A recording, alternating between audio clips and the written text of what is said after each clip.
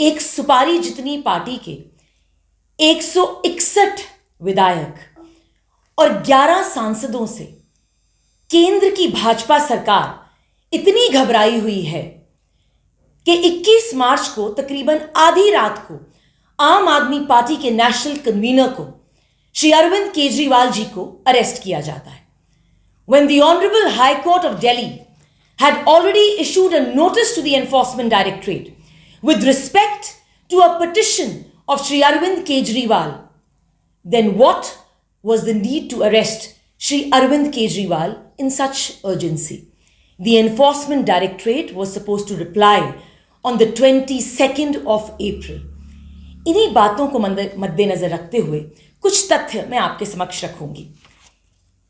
एक निर्वाचित मुख्यमंत्री को जब एक बड़े ही अनैतिक रूप से आप अरेस्ट करते हैं, this is unprecedented. Arresting a CM after the implementation of the model code of conduct is against the code of conduct. यह शायद हमें जानना जरूरी है. दूसरा तथ्य, एक कथाकथित घोटाले के बारे में एक रिमांड के केस में कहीं ना कहीं कोर्ट को यह पता चल गया था कि इतना मेरिट है नहीं इस केस में. तभी 10 दिन की रिमांड की बजाय सिर्फ 6 दिन की रिमांड दी गई. इसी के साथ आप सब लोगों को पता है कि किस ढंग से भाजपा की सरकार ईडी और सीबीआई का मिसयूज कर रही है. क्योंकि आम आदमी पार्टी एक प्रमुख विपक्षी दल है, उसको मौन साध धारण करने के लिए कहा जा रहा है. लोकतंत्र का मर्डर किया जा रहा है. कहीं ना कहीं भाजपा ईडी और सीबीआई के तौर पे प्रेशर डाल रही है. BJP did not wait for the Lok Sabha elections to get over. वो कभी नहीं चाहते थे कि श्री अरविंद केजरीवाल जी कहीं ना कहीं प्रचार करें. ये पूरा का पूरा केस जो है विटनेसेस पे आधारित है. 2 साल से इन्वेस्टिगेशन चल रही है. एक भी रुपए की रिकवरी नहीं हुई.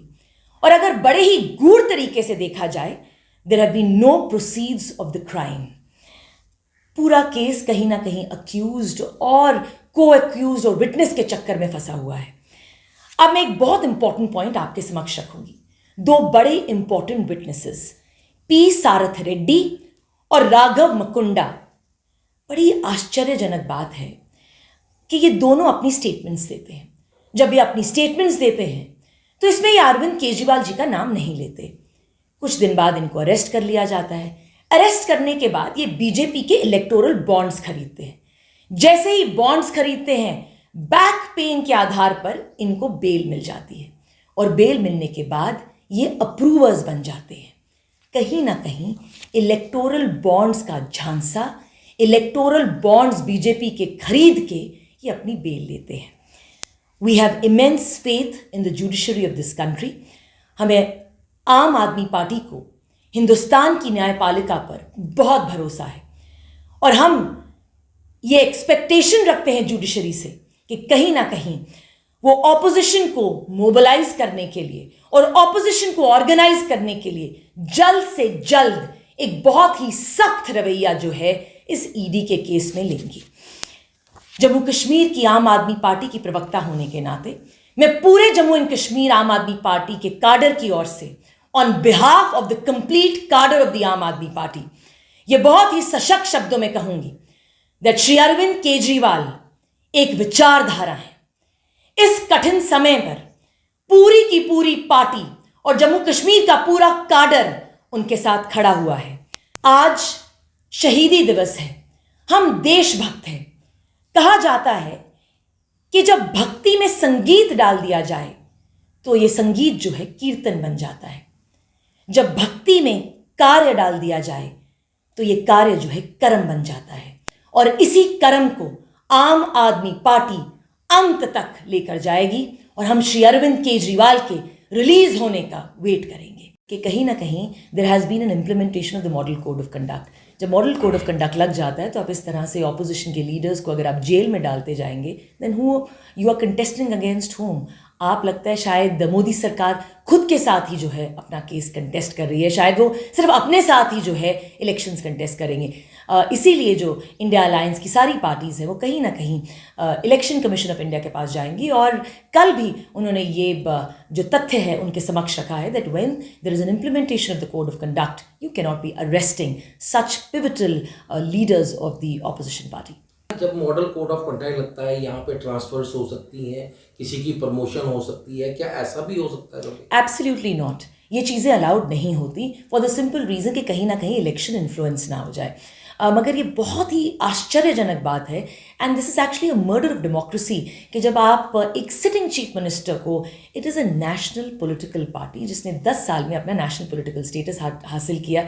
We have 161 MLAs all over the country.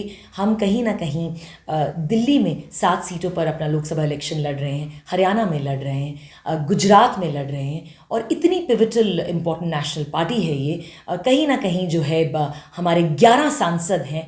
जब इतनी इम्पॉर्टेंट नेशनल पॉलिटिकल पार्टी के कन्वीनर को आप सीरियसली नहीं लेते and you are flouting the norms and when there is an implementation of the model code of conduct, आप उनको arrest कर रहे हैं, then God save the democracy of this country. हम क्या कहते हैं, बड़े कम समय में जो है आम आदमी पार्टी ने इतने बढ़त हासिल किया और तीसरे नंबर पे अभी नाम चल रहा है। बौखलाहट देख रही भाजपा पार्टी की कि वो, देखिए बिल्कुल अमित शाह जी ने बहुत ही सशक्त शब्दों में पार्लियामेंट हाउस में ये कहा था कि ये सुपारी जितनी पार्टी है। ये सुपारी जितनी पार्टी काफ़ी भारी पड़ गई है बीजेपी पर, क्योंकि हमारे 161 MLAs, 11 सांसद, और हमारा काम, मैं हमेशा यही कहती हूँ अभी हर अपनी प्रेस कॉन्फ्रेंस में, चाहे वो बिजली के बिल की बात हो, चाहे वो हेल्थ सेक्टर की बात हो, चाहे वो एजुकेशन सेक्टर की बात हो, चाहे वो डेली वेजेस की बात हो, चाहे वो तीर्थ यात्रा कराने की बात हो, चाहे वो लेडीज़ को फ्री में ट्रांसपोर्टेशन की बात हो, इन सब में जो है दिल्ली मॉडल रूल करता है। और मैं आप लोगों के ज़रिए से एक बहुत ही इंपॉर्टेंट जो बड़ा ही पिवटल पॉइंट है ये रखना चाहूँगी। तो दिल्ली का बजट जब आम आदमी पार्टी पावर में आई थी दिल्ली में 27,000 करोड़ से लेकर 28,000 करोड़ तक था। इसके बावजूद जितनी भी हमने पॉलिसीज़ बनाई, अगर आप लेटेस्ट बजट दिल्ली का देखेंगे, even after providing everything for free, हमने सब कुछ मुफ्त में दिया, जिसको आप फ्री बीज कहते हैं, because we are a competent national political party. ये पढ़े लिखों की पार्टी है, ये कॉम्पिटेंट लोगों की पार्टी है। इस सब की कैलकुलेशन के बावजूद भी हमारा जो बजट है अब भी 78,000 करोड़ है। और कहीं ना कहीं क्योंकि आपने मुझे ये बात पूछी है, ये हमें मैं आप लोगों के माध्यम से लोगों के समक्ष एक दो तथ्य रखना चाहूँगी। ये बहुत ही इंपॉर्टेंट पॉइंट है जो I don't know how many people would know, कि मोदी गवर्नमेंट जो है अब कुछ बड़े इंपॉर्टेंट थिंक टैंक्स को अप्रोच कर रही है। क्यों अप्रोच कर रही है? वो इसलिए अप्रोच कर रही है क्योंकि डेमोक्रेसी के कुछ रेटिंग्स इंडेक्स होते हैं। इंटरनेशनली ये डेमोक्रेसी के जो रेटिंग इंडेक्स हैं, उन्होंने इंडिया का डेमोक्रेसी इंडेक्स जो है बहुत ही ख़राब बताया है।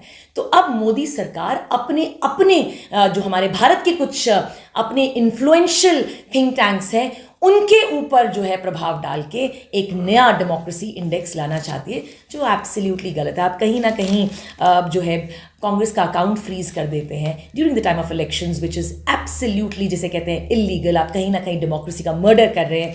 उसी के साथ let's come down to electoral bonds. Electoral bonds के बारे में कुछ बातें हैं जो मैं आपके माध्यम से लोगों के समक्ष रखना चाहूँगी। जो डेटा ECI ने रिलीज़ किया, उसमें the total amount which was submitted, donated rather, was 4,077 crore. जो सेकेंड डेटा सामने आया उसमें ये कहते हैं कि बीजेपी ने जो टोटल अमाउंट रिसीव किया वो ओवर 8,000 करोड़ था।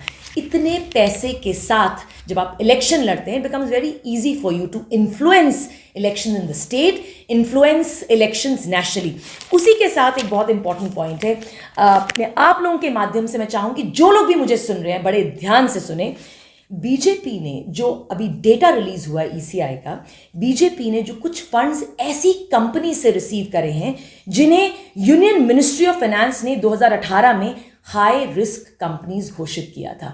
Despite of being declared high risk companies 2018, 19, 21, 20, 22 में ये इलेक्टोरल बॉन्ड्स खरीदते रहे। उनमें से एक बहुत ही इम्पॉर्टेंट कंपनी है जिसके बारे में आप सब लोग जानते होंगे। सिल्क यारा बारकोट टनल जब कोलैप्स हुई उत्तराखंड में, 41 लेबरर्स जो थे 16 दिन के लिए फंसे रहे। इसमें जो कंपनी इन्वॉल्व थी, इस कंपनी पे आईटी रेड्स पड़े थे 2018 में। और सबसे आश्चर्यजनक बात यह है कि इसी कंपनी ने 55 करोड़ के इलेक्टोरल बॉन्ड्स खरीदे। सो अगर मैं पूरा कैलकुलेशन करूं, तकरीबन अप्रैल 2019 से जनवरी 2024 तक बीजेपी ने तकरीबन आई थिंक ओवर 6500 करोड़ के जो इलेक्टोरल बॉन्ड्स हैं वो इनकैश किए हैं।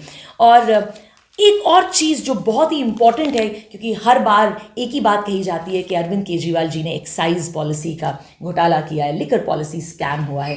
What exactly is the scam? अगर आप चार्जशीट पढ़ेंगे, if you read the act of PMLA, और आप अगर चार्जशीट पढ़ें, किसी भी घोटाले को साबित करने के लिए, स्पेशली अंडर द पीएमएलए, आपको ट्रेल दिखाना है। अगर पैसे मनी की लॉन्ड्रिंग हुई तो पैसा आके कहाँ गया?